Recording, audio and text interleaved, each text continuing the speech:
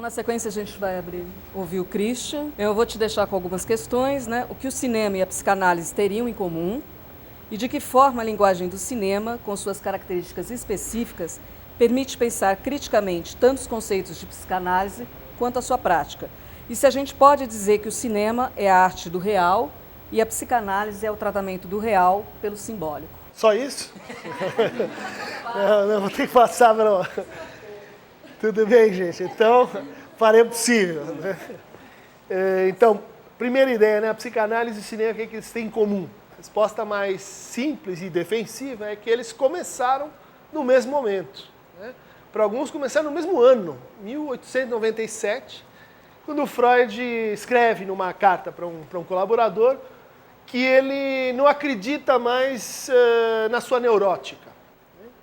O que ele chamava de sua neurótica é a teoria que ele tinha sobre a gênese dos sintomas, né? Histéricos, obsessivos, fóbicos, né? E que ele pensava que esses sintomas eram causados assim, meio mecanicamente por um trauma. Né?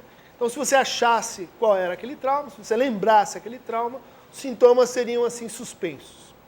Quando ele diz, não acredito mais na minha neurótica, porque ele descobre e leva a sério uma coisa interessantíssima, que é a seguinte: as histéricas mentem. Como diz o Dr. Gregory House, todos mentem, e o Freud também descobriu que as histéricas mentem.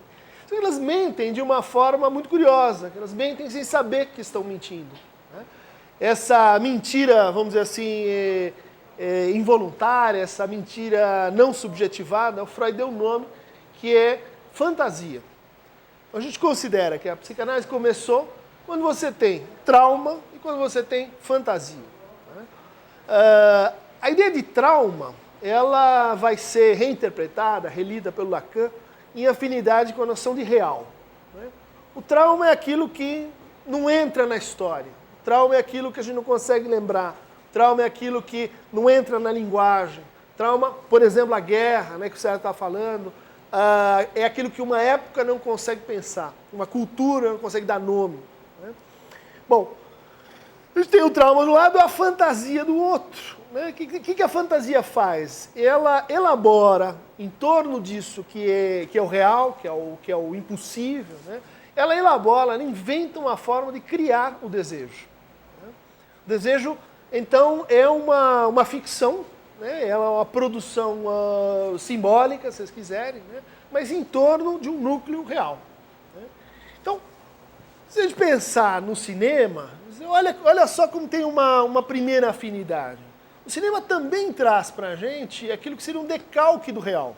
Os primeiros espectadores dos irmãos Lumière se assustavam quando viam o trem chegando. Né? Tinha uma relação, vamos dizer assim, de angústia, né? Com aquele real fora do lugar. Né? Aquilo não podia acontecer dentro de uma sala fechada, um trem vindo. Né? Bom, um segundo ponto, e que talvez marque a origem do cinema propriamente dito, né? Não a filmagem de cenas, não a reprodução de acontecimentos, mas a narrativa. Né? A ideia de que você tem uma história. Uma narrativa é basicamente uma estrutura de ficção, né? É basicamente uma maneira como a fantasia, né? Como a gente cria um mundo com regras próprias, com coerência, com divergência, com incongruência, mas regido por uma regra, vamos dizer assim, reguladora, que a gente pode chamar de fantasia. Né? Então, tem uma história das relações dessas duas práticas, né? O cinema e a psicanálise, que estou mostrando para vocês, começam juntas, né, como são contemporâneas, e que são, antes de tudo, possíveis a partir de uma civilização onde o desejo, ele mesmo, passa a ser a experiência central na subjetividade ou na vida das pessoas. Né? Não é mais a obediência, não é mais a honra ao passado, não é mais a sua posição de classe, que pode mudar, inclusive. Não é quem você é, né, que vai definir a tua experiência no mundo, mas é o seu desejo. Porque, inclusive, o seu desejo pode fazer você querer ser outra pessoa. Né? O Sérgio estava falando do primeiro cinema que tentou devorar a literatura. Um grande marco para isso é Madame Bovary. Né? E o bovarismo como uma espécie de síndrome permanente de se inventar outro, se fazer outro. Né? E em compensação, em correlação com um sentimento de cansaço de si. Né? O cinema e a psicanálise, eles têm, vamos dizer assim, essas duas condições na mentalidade para aparecer. Né? Bom, uma resposta mais circunstanciada para essa pergunta nos apontaria para 4 modelos, vamos dizer assim, de aproximação entre o cinema e a psicanálise. O primeiro deles está baseado num dos fenômenos que o Freud primeiro estudou para falar como funciona o desejo, para descrever o desejo. Né? E aí aparece uma ideia muito interessante, né, que é a ideia do sonho. Né? Que até hoje a gente diz, como é que eu sei do desejo de alguém? Eu pergunto para esse alguém, qual que é o teu sonho? Qual que é o teu sonho de vida? Qual é o teu sonho de mundo? Qual é o teu sonho de futuro? Essa é a maneira como a gente tem de se perguntar e perguntar ao outro sobre o desejo. Essa analogia ela foi levada muito a sério pelo Freud. Né? Por isso ele estuda o sonho e descreve o sonho como uma espécie de nó temporal, né? De amarração no tempo. Ele diz, o sonho ele parte do presente. Né? Todo sonho tem que ver com, sei lá, aquelas coisas que você deixou pendente no dia anterior. As contas que você não pagou, o telefone que você não respondeu, a aula que você não preparou. Né? Bom, mas isso, diz o Freud, seria insuficiente para gerar este efeito que é o sonho, né? Que é, na verdade, o quê? Uma alucinação. Vocês já pensaram nisso? Que todo dia a gente vai dormir e a gente tem uma experiência que é a experiência dos loucos. Os loucos são esses que veem coisas que não estão ali. Ou seja, o sonho é uma alucinação. Portanto, a gente, né, quer dizer, a nossa subjetividade é capaz de produzir esse fenômeno alucinatório, que é exatamente o que o cinema faz também. Né? Se você pegar objetivamente, você tem fotogramas que são rodados numa certa velocidade que produzem um efeito. Só que aquele efeito é uma alucinação, não está ali. Né? É um engano de percepção. Então, Freud diz, todo sonho parte do presente, né? Só que a força do desejo presente não é suficiente para gerar um sonho. Ela vai buscar, né? Esse desejo presente vai buscar força nos desejos passados. Né? Usar a expressão do Kojève, né? A história dos desejos desejados. Né? O que é uma família? Uma família é uma certa história de desejos desejados. O que é uma cultura? Uma história de desejos desejados. O Freud pega isso e diz, é exatamente assim que funciona no plano do indivíduo. Né? Você vai buscar força, né? Você vai agregar esse desejo presente com desejos passados. E aí, ele vai dizer, tem um certo tipo de desejo que possui mais intensidade, né? Tem uma força atratora, que são justamente aqueles que são sexuais, de natureza sexual. Né? Em segundo lugar, são aqueles que são recalcados, são aqueles que a gente não quer saber, né? E quanto menos a gente quer saber, mais, vamos dizer assim, força eles adquirem. Né? E são aqueles que estão muito cedo na nossa vida, ou seja, os infantis. Então, o desejo parte do presente, vai para o passado, vai para esses desejos retidos, sexuais, infantis e recalcados, e se projeta no futuro. Né? E aí tem uma sacada muito interessante do Freud para explicar a alucinação, que ele diz assim, na vida de vigília, a gente tem a percepção que entra, a gente elabora a percepção e a gente reage sobre o mundo. É assim que a gente funciona quando a gente está acordado. Quando a gente dorme, o que acontece é uma inversão desse processo. Porque a gente não percebe mais nada, né? Mas a nossa história continua lá, os nossos desejos continuam lá, elas querem sair para um lado para o outro. Então, em vez de acordar, né, que seria assim, o resultado mais simples dessa efervescência de desejos, interromper o sono, daí que o sonho é o guardião do sono, Em vez de acordar, a gente inverte. Né? Então não vai mais do polo perceptivo para o polo motor, mas vai do polo motor para o polo perceptivo. E daí que surgem essas imagens desse cinema particular que são os nossos sonhos. Né? Imagens projetadas. Veja que a expressão é a mesma, né? Projetor e projeção em psicanálise. Né? A passagem mágica, mística, se vocês quiserem, de pensamentos comprimidos para um outro formato que são as imagens alucinadas. Então, a primeira analogia, né, é de que o cinema faz o que o aparelho psíquico faz também. Né? Sonho e projeção, construção do filme são processos análogos. Né? Bom, esse modelo ele tem um problema. Né? No fundo, ele é um modelo sumamente teórico. Né? Ou seja, entre a teoria do desejo na psicanálise e o processo de produção fílmica haveria uma semelhança.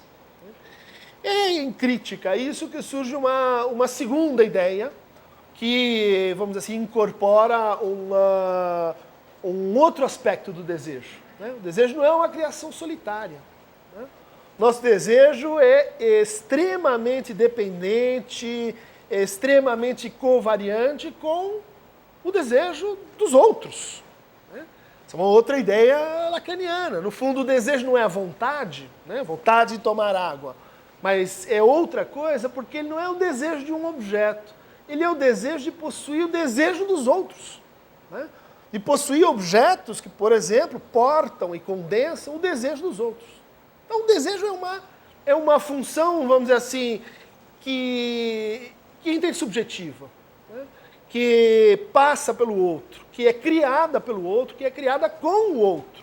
Inclusive, isso, dependendo do outro com quem a gente está, se produzem desejos do tipo A ou do tipo B, ou então não se produzem desejos. Né? O desejo morre também, o desejo ele desaparece. E isso depende do quê? Depende da sua capacidade de sonhar, assim, da sua máquina mental? Sim, mas também depende dos outros, do outro. Daí que surge um segundo modelo, que é um modelo baseado na recepção. Ou seja, a situação fílmica. A gente vai ao cinema, né? A gente vai ao cinema geralmente em companhia. Né? A gente vai namorar no cinema, a gente vai conhecer pessoas no cinema, a gente vai passar por um processo que envolve desde a ida, o bilheteria, a entrada num lugar escuro, né? Sentado, silencioso. E aí se produz uma projeção e uma história que tem um efeito de criar, de fornecer para a gente uma gramática possível para os nossos desejos. Né? Ou seja, todos os personagens, todos os conflitos, todas as tramas narrativas que a gente vai vendo são apresentadas como uma versão possível da nossa própria vida. Isso é muito interessante, porque é assim que a gente aprende a desejar. Vendo outros desejarem, acompanhando outros desejos.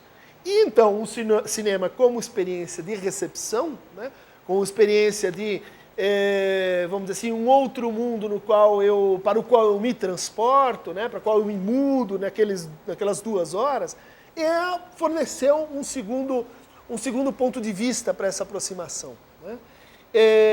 O desdobramento disso nos levou a uma série de pesquisas mesmo sobre a teoria do cinema, que tentaram incorporar o seguinte. Bom, mas essa ilusão, eu não estou mais na alucinação, mas eu estou na ilusão. Essa ilusão que o cinema cria, a gente não podia aproximar isso do que os críticos sociais chamam de ideologia. Né? Ou seja, esse mundo que a gente recebe pronto e acabado, essa forma inclusive de questionar o mundo, que já vem empacotada para você, talvez ela seja um formato padrão para a ideologia. E então, estudando a maneira como essa ilusão é produzida, como ela é mantida, a gente poderia, ao mesmo tempo, entender um pouco mais sobre os desejos e entender um pouco mais sobre essa tendência a alienar o desejo, né? A renunciar ao desejo, a deixar que um outro deseje por mim. Então, essa é uma tendência que vai aparecer no Jean Baudry, vai aparecer no Althusser, vai aparecer mais recentemente no Žižek, né? Slavoj Žižek, um esloveno que, enfim, tem ideias muito, muito próprias, né? Sobre psicanálise e sobre cinema, teve no Brasil outro dia, né? Que é, assim, é preciso desmontar a situação fílmica, né? Mostrar como a ilusão é produzida, para, se possível, reinventar o desejo mais além das suas formas prontas, das suas formas alienantes, das suas formas reificadas, né? Essa forma em que, para o desejo, eu perco, eu renuncio à minha condição de sujeito, né? Eu não mais me responsabilizo, eu não mais me fidelizo, eu não mais consigo reconhecer o meu próprio desejo e, consequentemente, o desejo do outro, né? Bom, há um terceiro modelo, né, que vai questionar um pouco essa ideia e acrescentar algo mais ao que a gente deve entender por desejo, né? Vai dizer o seguinte: mas isso, no fundo, ler o cinema, a experiência do cinema dessa maneira, é reduzi-lo demais a um fato social, né, e de menos a um fato estético, né? Cinema é o cinema porque ele tem uma linguagem própria, né? O cinema não é narrativa, o cinema não é esta ilusão, mas são as engrenagens pelas quais se produz isso e que tem uma certa autonomia, né? Bom, é aí que vem a turma que vai olhar para o cinema e dizer assim: o cinema é a arte do real, né? Cinema, retomando uma ideia antiga do Eisenstein, né, que dizia a essência do cinema é o corte, né? Bom, o que é o corte, né? Você tem uma sequência filmada, né, um plano, uma sequência, por exemplo, e você não vai usar tudo aquilo que você filmou, né? Você corta, por exemplo, está filmando a Patrícia, né? Filma a Patrícia, daí corta, filma o César, né? Essa campo e contracampo está comandado por uma operação de corte, né? O que acontece nesse corte, né? Nesse corte está todo o real que torna possível a gente imaginar que tem um olhar neutro me mandando para lá e para cá, né? Quer dizer, o real ele não entra dentro do filme por um decalque da realidade, né? Por uma projeção da realidade. Ele entra por uma espécie de déficit, de impossibilidade de colocar o real no filme. O real, de forma mais criteriosa, ele aparece nesses procedimentos de corte, né? Bom, isso levou então a ideia aproximar a ideia de que o cinema que já estava no Bazin, né, é a arte do real, repensando o real como aquilo que justamente não é o que aparece diante dos nossos olhos, né? Então, levando em conta as pretensões, vamos dizer assim, da turma crítica, né, dos altusserianos, mas também levando em conta a ideia do cinema sonho, né? Ou seja, de que existe uma engrenagem, de que se a gente tiver que pensar o real, ele está muito mais do lado da alucinação do que do lado dessa realidade que se apresenta a nós como imediata e acessível, né? Bom, então, para pensar esse recuo em relação à experiência fílmica, a gente tem vários modelos, que vão desde a hermenêutica de personagens, a psicanálise faz isso sim à exaustão, né? Pegar um determinado personagem, lê-lo como uma estrutura psicopatológica, pegar uma determinada narrativa e dizer, bom, essa narrativa ela é muito semelhante, sei lá, a uma psicose, a uma neurose, ou aqui está a estrutura da angústia. Se faz muito isso na história da psicanálise. Mas esse é só um polo desse terceiro modelo, né? No polo oposto, né, a gente tem, então, de um lado, a teoria, vamos dizer, as teorias mais hermenêuticas, do outro a gente tem um tipo de abordagem, né, que estava muito ligado ao cinema de autor, né? Cinema de autor é uma... Me corrija se eu fizer uma simplificação demasiada, né? Mas no fundo é uma ficção de gente que não conhece cinema, né? Que é a ficção de que existe o diretor soberano, que ele tem todo o dinheiro do mundo, ele tem todos os recursos disponíveis a ele, e que ele vai então escolhendo e fazendo o filme ele mesmo em todos os seus aspectos, né? Então, ele que faz a música, ele que faz a montagem, ele que faz a fotografia, ele é, vamos dizer assim, o sujeito soberano do cinema. Então, se a gente consegue entender como ele pensa, a gente entende todas as suas produções, né? Veja como funciona. Pega o Hitchcock, né? Tem uma lógica, né, no pensar os filmes do Hitchcock, né, que tem que ver com aquela pessoa, com aquele diretor. Pega o Woody Allen, a mesma coisa. Pega o Cassavetes, pega cinema americano da década de 70, pega, enfim, os franceses da Nouvelle Vague. Todos eles produzem pra gente essa ideia de que tem um sujeito por trás do filme operando, né, as ilusões. Esse terceiro modelo de aproximação, ele faz a crítica disso, né? Ele vai aparecer, por exemplo, no Christian Metz, né? Vai aparecer em outros autores que vão dizer assim, o cinema ele não é feito por uma pessoa, mas ele é feito por um sujeito. Né? Não é a pessoa do Hitchcock que está por trás de tudo, mas existe um ponto de convergência, sim, né? Que é a diferença, semelhante à diferença que a psicanálise faz entre o eu e o sujeito. Né? O eu é o Hitchcock, aquele que acha que é o dono do mundo, o senhor e soberano da sua própria vida. O sujeito é aquele que aparece dando as cartas e realmente fazendo as opções que fazem o filme ser o que ele é. Né?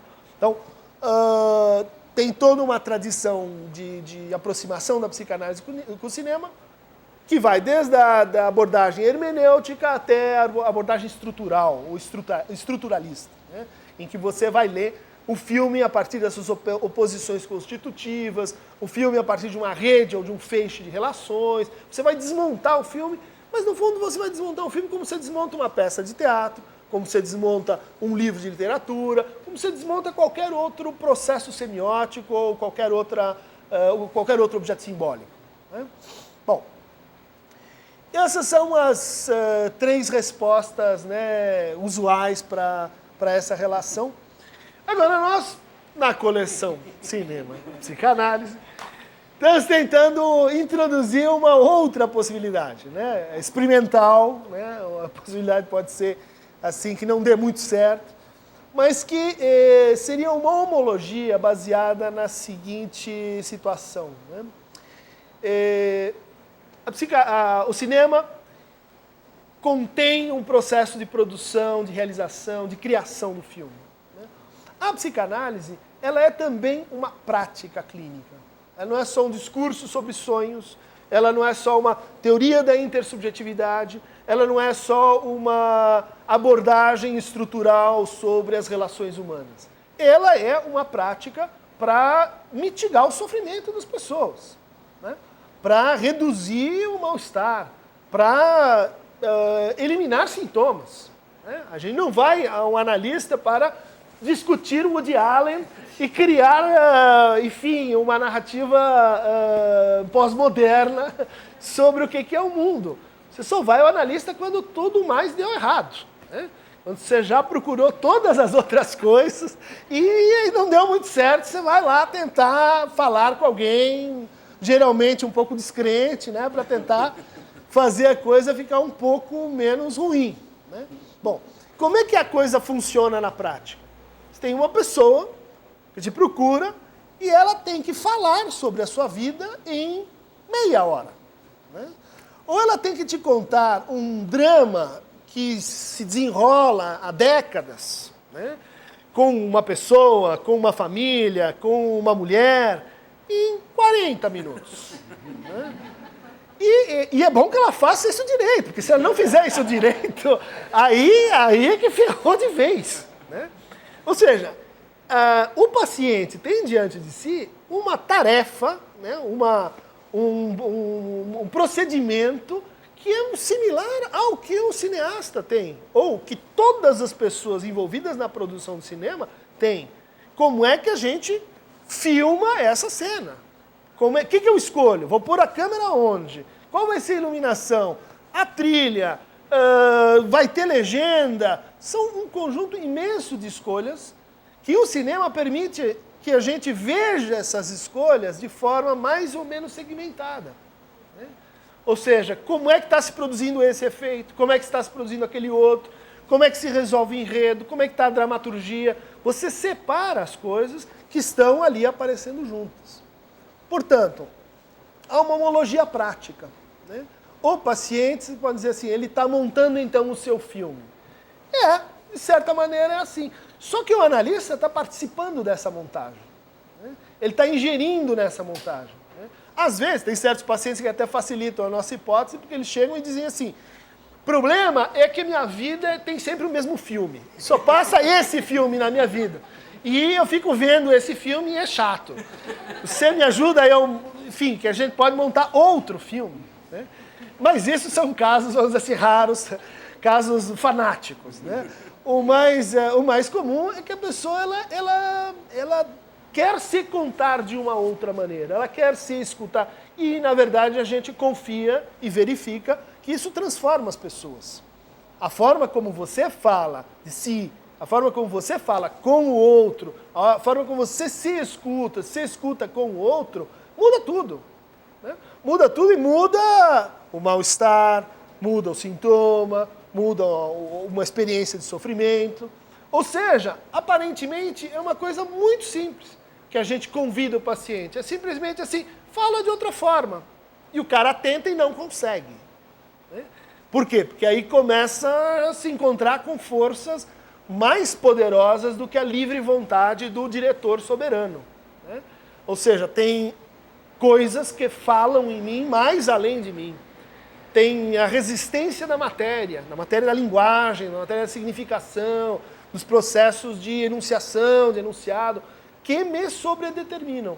E exatamente isso que o Freud chamou de inconsciente. O inconsciente não é uma coisa flutuante fora do mundo, mas são essas limitações, são esses contrantes, né, que constroem essa linguagem específica e que, no final das contas, trazem ainda esse impossível de pôr dentro da linguagem, que é o real. Né? Então, a prática clínica, a prática da psicanálise, como a Patrícia lembrou, é esse tratamento do real pelo simbólico. A gente pode falar disso de muitas maneiras, a gente pode falar disso com o cinema. Né? E essa que é a nossa hipótese, vamos dizer assim, de trabalho.